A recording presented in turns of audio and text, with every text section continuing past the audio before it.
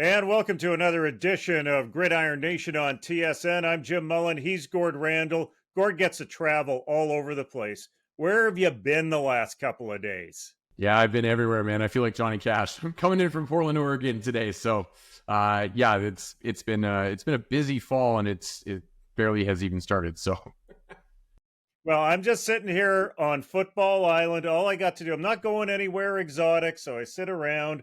I count games, I count days, I count plays, and they all add up to the Stateside 5. In at 5, Ottawa quarterback Christian Vaillare for Georgia State. A good day yardage-wise, but not on the scoreboard against Georgia Southern as Vaillare continues to adapt to his new offense. Medicine Hat's Alec Manor back in the 5 as he is every week that he plays. Not a great day for the Cardinal either, but he did find the promised land once. Daryl Jabome was in the 5 from his linebacker position for Rutgers. Little surprise here, he led all in tackles in an upset win over Washington. Oakville senior quarterback Curtis Rourke comes in at number 2, productive once again for the Hoosiers. He's leading them to their best ever start since the mid-1970s. And in at 1, the super sophomore safety from Vancouver, Ty Benefield. He led the Broncos in tackles and secured a pick in a win over Wazoo. Well, you just saw the Stateside 5, and a number of Canadians have really improved their lot when it comes to the NFL draft in their various classes. Daryl Jabome is one guy that really stands out. For us, in some ways, he's come out of nowhere, but when you check PFF, in his draft class of 2026, this linebacker is ranked 4th in his group. Where did he come from, and why is he starting to catch the attention of many at Rutgers?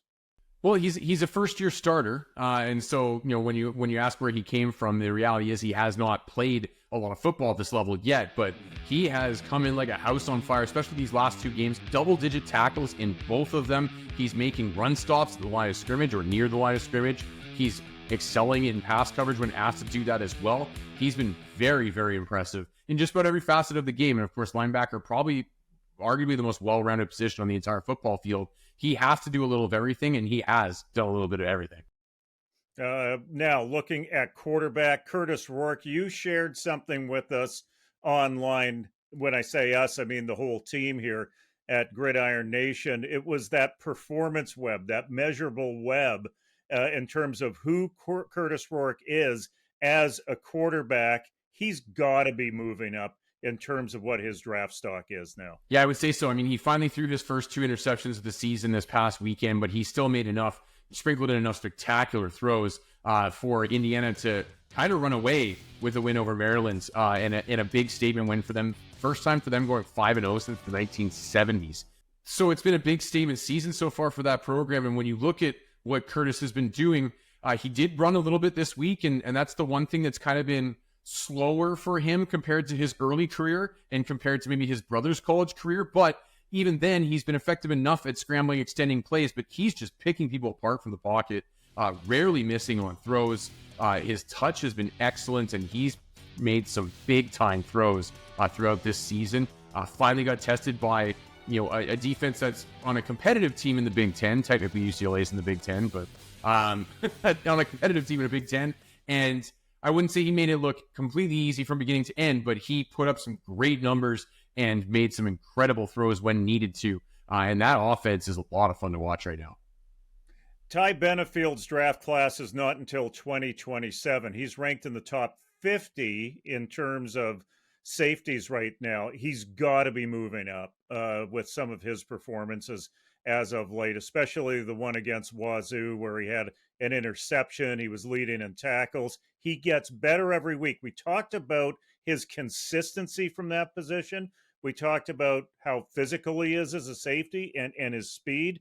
But, man, he is getting noticed. Starting to, and I think it's not the easiest at Boise State, which as of right now at least is still in a group of 5 mid-major conference for the national spotlight to be on him. But the good news as you alluded to, is that he's got time, right? The earliest he can possibly for the NFL draft is after next season, and his normal NFL draft year, as you mentioned, is 2027. So there's some time ahead of him yet, and he's got the luxury of being able to, if he has a really good season next year and he's got the draft stock he wants, then he can leave after next season, or he can continue going for a couple more years after that. So he's in really good shape, and I have been very impressed with his ability to jump in last year as a true freshman and immediately be a stalwart on that defense. And then this year to already have kind of emerged as a leader as just a true sophomore is something pretty impressive as well. So I agree. He's definitely an ascending prospect, and I don't know that I'd put a lot of stock into where he currently stands, given how far out we are from him actually being in that NFL draft process. Yeah, Christian Vier is an interesting case, the quarterback at Georgia State who's moved from school to school to school. If you go back to his time at Penn State, he would have been ranked within his draft class in his position around 25th. His stock dropped way down at Pitt. He has an opportunity to start building back up. If you look at that 25th spot, he'd be in around where John Mateer is from WASU. Does he have the opportunity, do you think, at a school like Georgia State that may not be totally on the radar to build his stock back up? He does to an extent. One of the things that we have seen with the quarterback position specifically is that it is very difficult for you to get to raise your draft stock above day 3 of the draft at the absolute highest if you weren't at a power 4 program.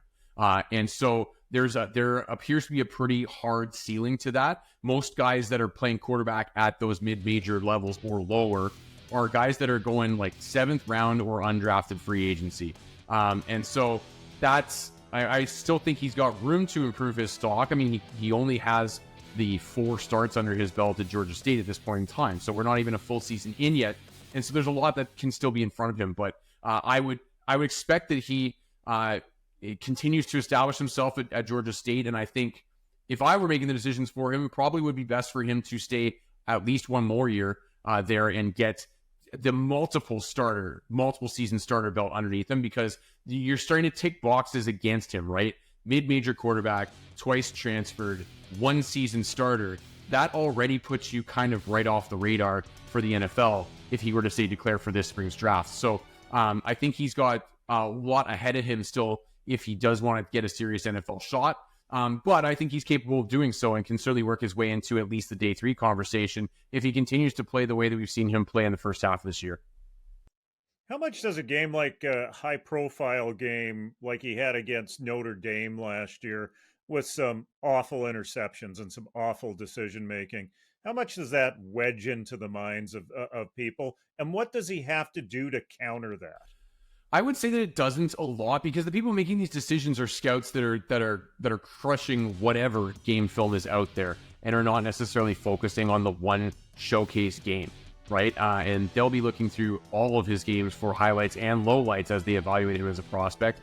And I don't think having any of that kind of bias in that process is a recipe for any kind of success and a recipe for anybody to keep that job at the NFL level. So I don't think that that's going to be a big factor for him. One of the things that does work in his favor somewhat, though, is that the NFL does have a tendency to have a long memory when it comes to a prospect's status as they entered the college ranks. So you get a lot of guys that when they are entered into the NFL draft pool, to casual observers, will seem like they've been overdrafted based on what they did in college. And then you go back to the ranks and it's like, oh yeah, but he was a 5-star prospect and the athleticism has always been off the charts. So that may work in Christian's favor. He was a 4-star recruit when he entered the college ranks. So that's a pretty decent status for that. And so there are some programs, or some teams, I should say, at the NFL level that may view him as he ended up at a mid-major, but he's really a big-time type player and has been since he came out of the prep ranks.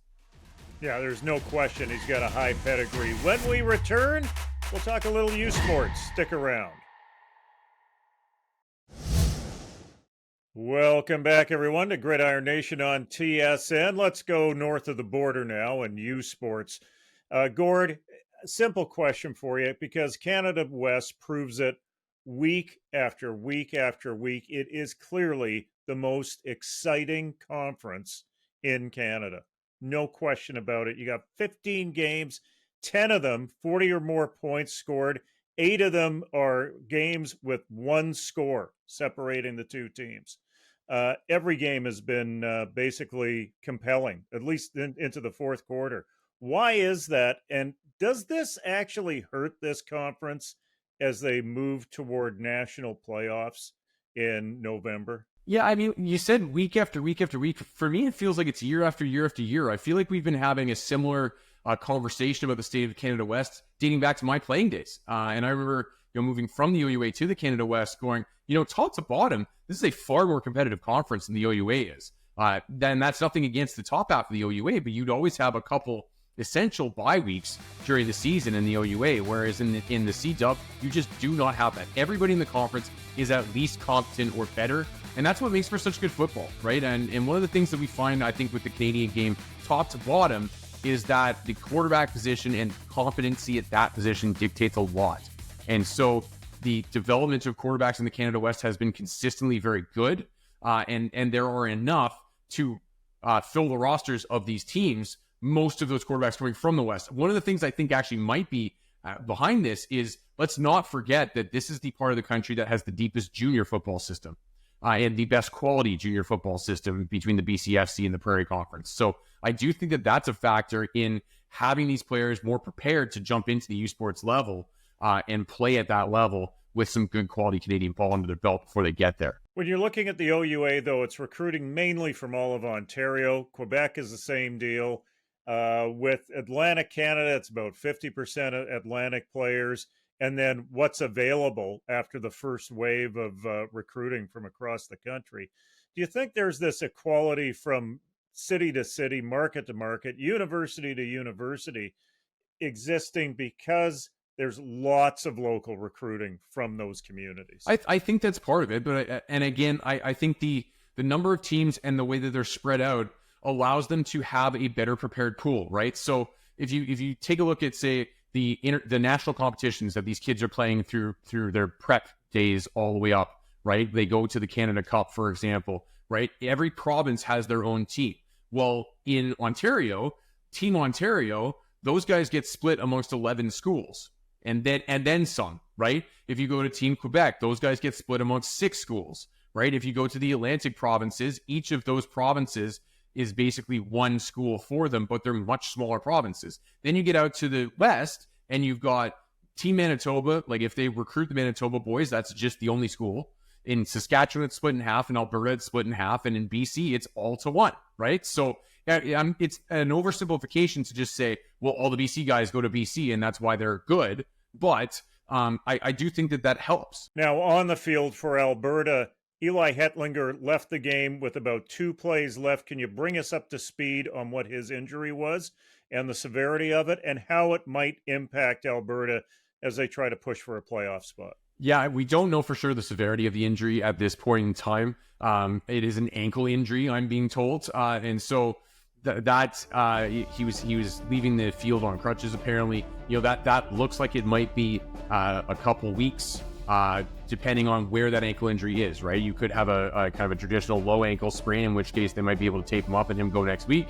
If he gets into high ankle territory, those can really linger and be a problem, especially for a quarterback with the amount that they have to push off of that lower half of their body. So it'll be interesting to see. I doubt Alberta will be very forthcoming with a public medical diagnosis on this. I suspect they'll be pretty tight-lipped about it, but it'll be interesting to see when he is back and if something is maybe affecting him once he is back, because he has been kind of the heart and soul of that Alberta offense. And of course, unfortunately for them, they did lose that game in the end this week to Saskatchewan. So they are going to need every win they can get down the stretch here. So hopefully for their sake, he's back soon.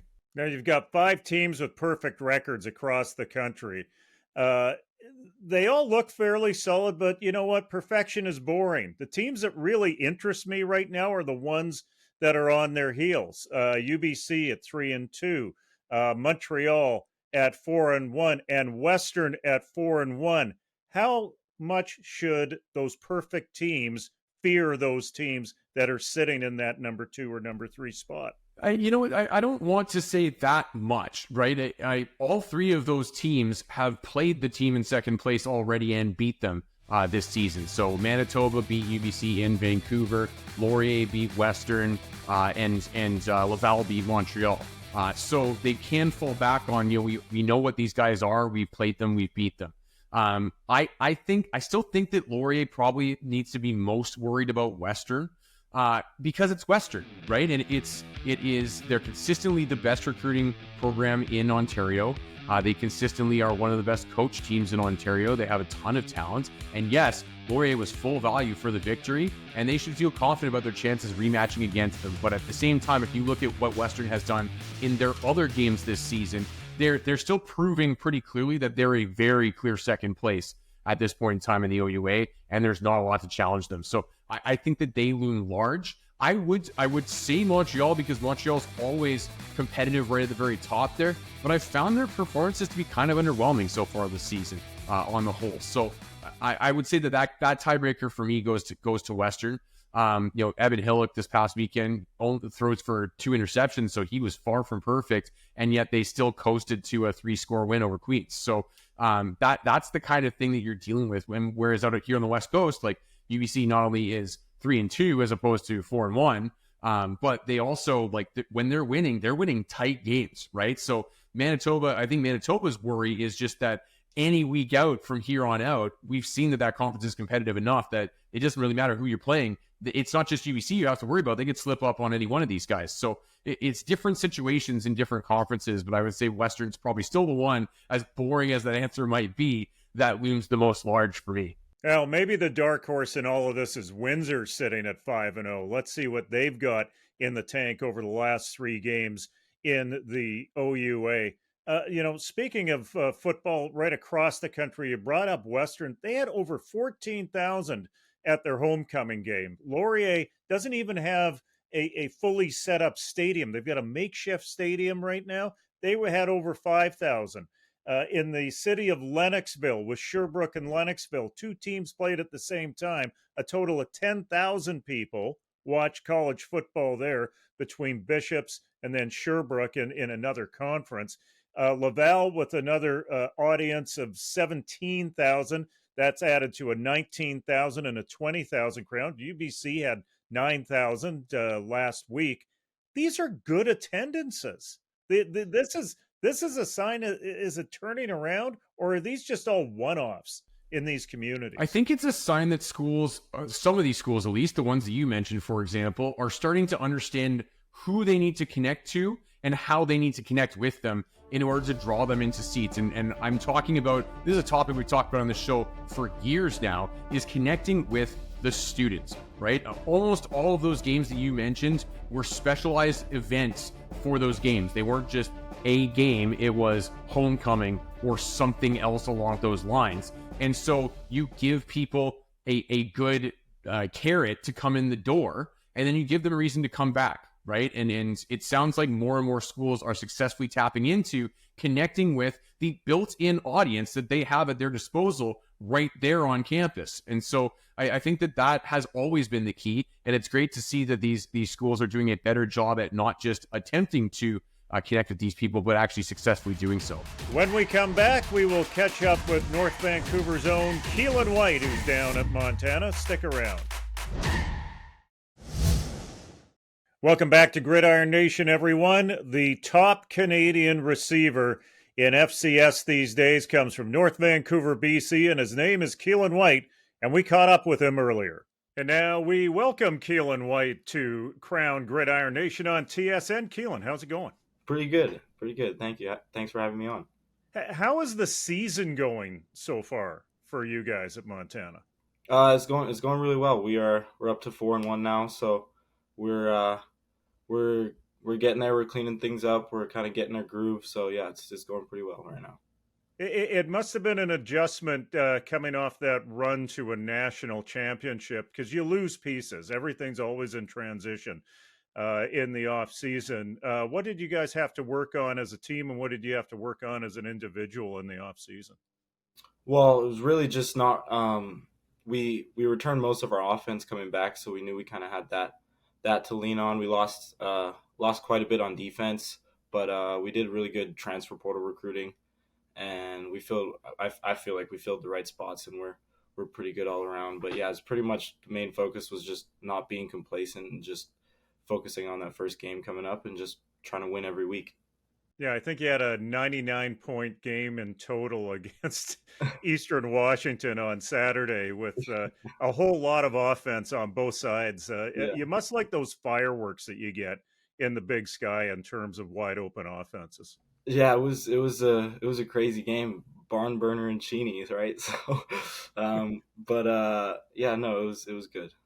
Yeah. Tell me about your playoff run because I think that's when we could really start telling your story to Canada. And I'm sure it's going to become the stuff of legend in Montana in terms of the role that you played, in terms of being the either the deciding factor or the dagger in nearly every playoff game in that run up to getting to a national championship. How did that impact you?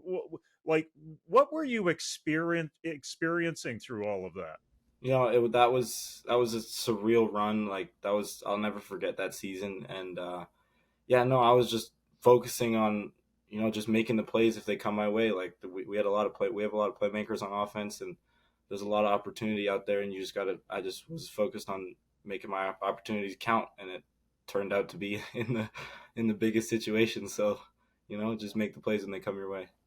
Well, and that must connect you to the community. Obviously, coming into a program like Montana in that state with that football culture that they have, first of all, tell me about.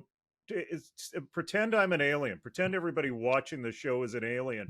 Can you explain to them what football means to those people in Montana? Oh, it means so much. Like Missoula becomes one of the biggest college towns ever on game day, and like people drive from all over the state. There's people driving 6-8 hours just to come watch a game.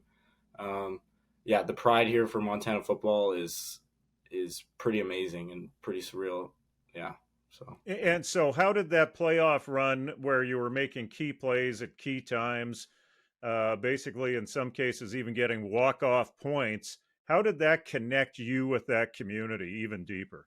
Oh, just seeing like the joy on people's faces after the game, like just seeing what it meant to the state of Montana and the city of Missoula for uh, just yeah, seeing that after the games and how much people were grateful and telling me like oh we're so proud of you and all that other stuff. Like it was pretty amazing to see what it meant to them. Now, I was born in North Vancouver. You're a North Van guy, so that's where you came up in football. Uh, Tell us about your experience at North Van, going to Handsworth, coming up through the Canadian system, because a lot of athletes now make the choice to leave early, go to an academy. Tell me how you got your exposure. I know you even played for Team Canada at the International Bowl. Tell me about that process.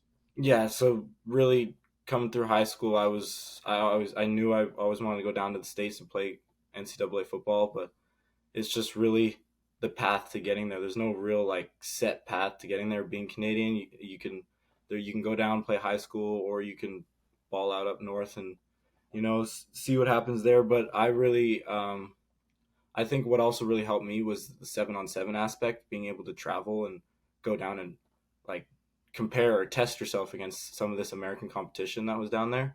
So that was pretty big. And then, just being able to get yourself out there and like sell yourself. And like I was going down to camps, driving down to camps every other weekend in the summer, just kind of being able to showcase what I can do against the American competition.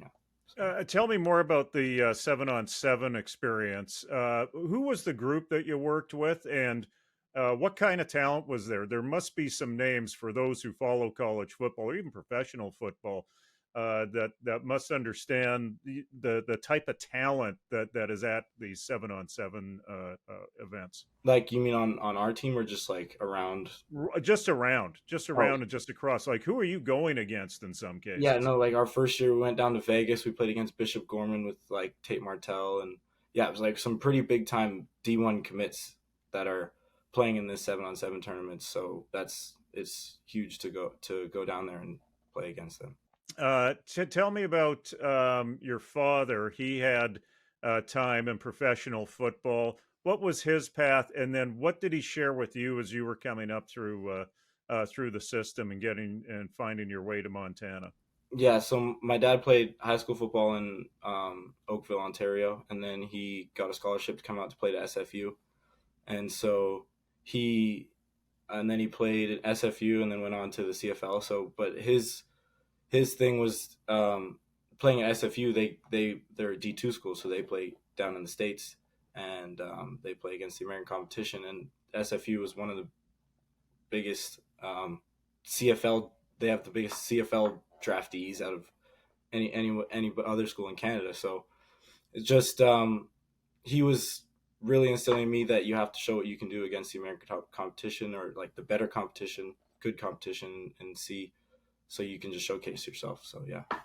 I briefly mentioned Team Canada. Tell me about your Team Canada experience. Did you go down to Dallas for the international? Were you down in Arlington for one of those? Yeah, I went for two of those actually. So I played 2 years of U18 BC of Team BC, and I played on the I went down my first year. I was playing with Jalen Philpott, Tyson Philpott, and then that first year we won, and then the next year I went down by and we ended up losing, but it was a great experience just going against those guys and being down there in the AT&T Stadium. I was just going to say, when you go up against a U18 team that is sponsored by USA Football, and, Team Canada is kind of a bit of a pay-to-play thing. You have to make a bit of an investment to make the trip down to Dallas, but those guys on the other side of the field have everything paid for them. They've had the opportunity to have an organization kind of back them up, and you find a way to win with the athletes that you had. You had an impressive group of athletes on that U18 team when the Philpotts were there, didn't you? Yeah, that was a pretty good team we had down there, and it was just it's good. Like, it was good to show that like Canada can ball too. We may not have as many good as top tier players, but we if we can put a team together, we're pretty unstoppable. Well, yeah, and I'm sure that when you beat a team of that caliber, it makes you believe that you can go to the next level and you can go down there and show your best with the rest of them. One of the things that I wanted to bring up, your coloring book. Tell people about that may not know about your coloring book and what's it all about and what's it for. Yeah, so well, down here as a Canadian, it's hard to find NIL stuff, and I can't really make any money being down here on a student visa. So me and my dad came up with an idea to make a coloring book, because I want to do like t-shirts or something, but like everybody does like t-shirts and merch, and there's a really big community of young Grizzlies, like young Griz fans and kids. Like, we put on these summer camps every summer, and like hundreds of kids show up to be able to learn and play football with Griz players. So I kind of saw the impact I had on them, and I kind of wanted to make something for them, and yeah, that's what I did. Actually, I got a copy right here of it, actually. Right here. So there we go. Yeah. Please send me one in the mail. I'll get my crayons out for that one. Speaking of summer camps, I believe that you connected with Nolan Ulm on his camp that he was staging in Kelowna. What was it like to get together with that group that he put together in terms of NCAA, NFL, CFL athletes, coaches? What was it like to get together and trade stories and trade experiences, and then do something in the community in British Columbia?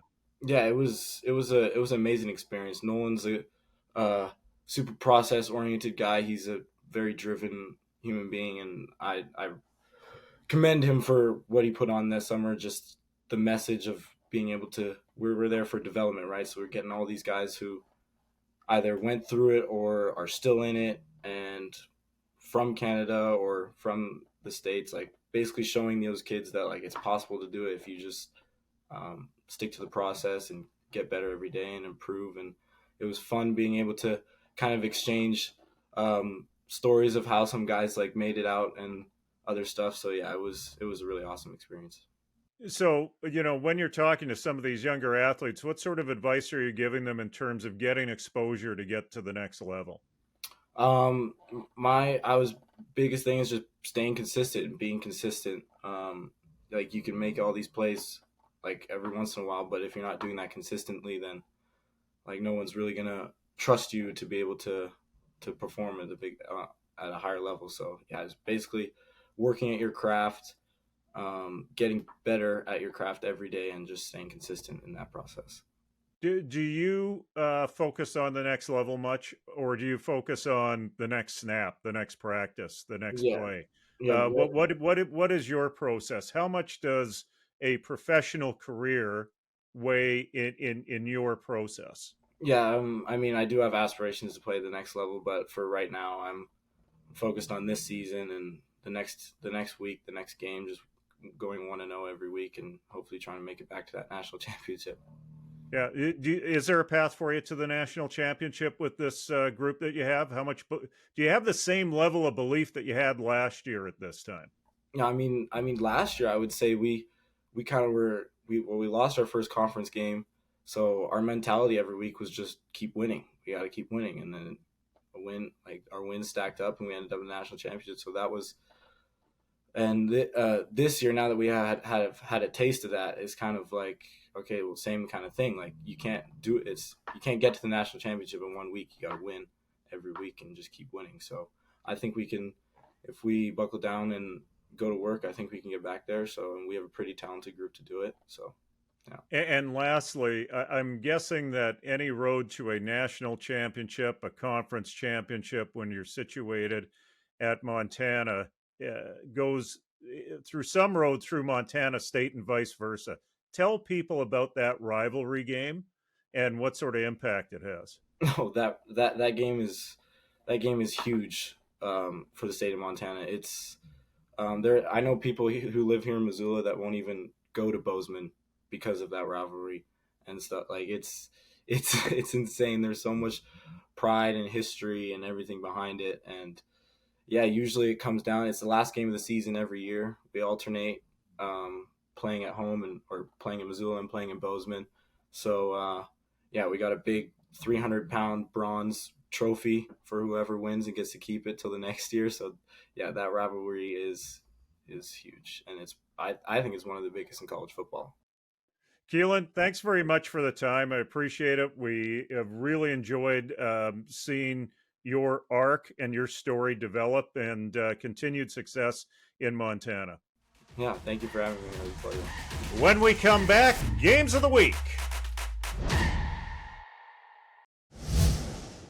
Final segment on the nation, Games of the Week. Go for it, Gord. It's interesting. It just so happens that most of my picks this year, I've had a Friday game and a Saturday game, and it just so happens to be that way again this week. So an interesting non-conference matchup has popped up between Syracuse and UNLV. And the reason I want to talk about UNLV again, it feels like I've been talking about them a lot, but the reason I want to talk about them again is that after the tumultuous, to say the least, week that they had last week, with their starting quarterback deciding he's going to redshirt and transfer out, and one of their running backs doing the same, all they do is they go out there and hang 56 points on Fresno State and blow them out.